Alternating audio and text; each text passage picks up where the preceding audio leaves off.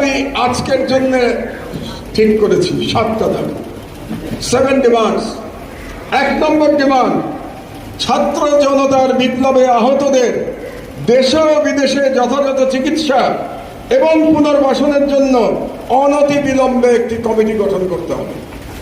আমি ইউনূস সরকারকে আমার অভিজ্ঞতা থেকে একটা সাজেশন দিতে চাই, নেয়া না নেয়া ডক্টর ইউনূসের ব্যাপার।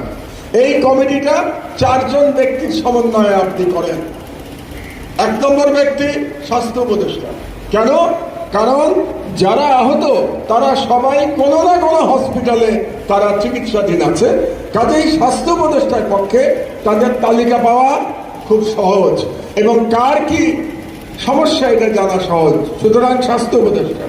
2 নম্বর অর্থ উপদেষ্টা ডক্টর সালাউদ্দিন, কারণ তাদের দেশে বিদেশে চিকিৎসা এবং পুনর্বাসনের জন্য টাকা লাগে।